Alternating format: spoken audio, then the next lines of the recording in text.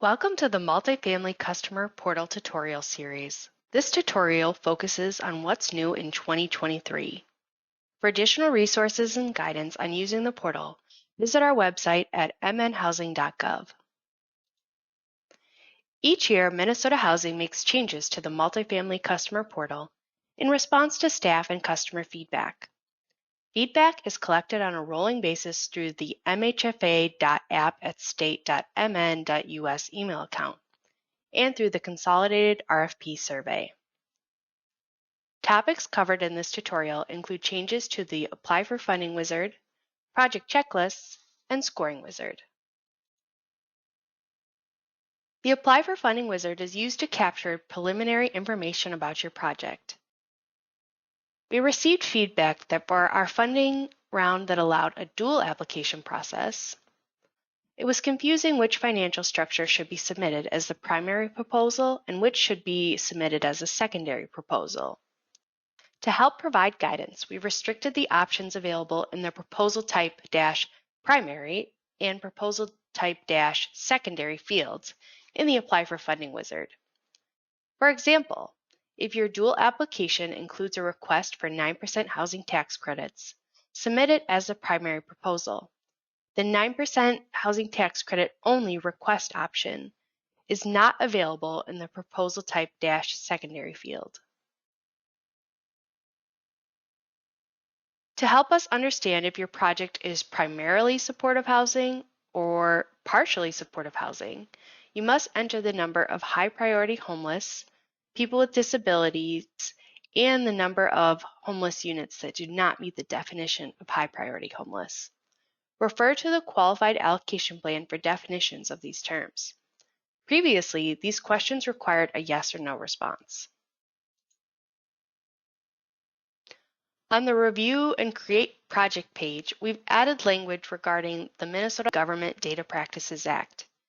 If you have questions about the use of project data, contact mnhousing.data@state.mn.us.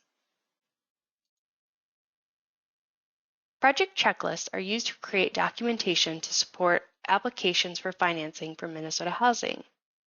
They are also used to collect loan closing and housing tax credit due diligence. For checklists that require formal submission, such as the pre-application, application, carryover, and 8609 checklists, we've made the Submit button more prominent on the page by increasing the size and making the button blue. Previously, the Submit button appeared after all checklist items had an upload status of uploaded or opted out. The Submit button now appears by default. You will receive an error message if you attempt to submit an incomplete checklist. Within the application checklist, we revised the checklist item names to group similar checklist items together alphabetically. For example, all scoring-related checklist items now start with scoring in the name. Many checklist items have help text to provide guidance on submission requirements. We've moved the help text from the bottom of the page to the right column above Chatter, so it's more prominent. The Scoring Wizard is a tool you will use to complete the self-scoring process for the 2024-2025 Qualified Allocation Plan.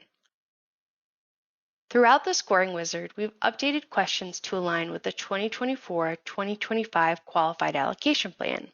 For an in-depth look at the selection criteria that you will use to score your application, review the self-scoring worksheet training available at mnhousing.gov. We've modified the scoring summary layout to improve readability. Changes include moving the point summary to the top of the page and changing the PDF page layout to landscape.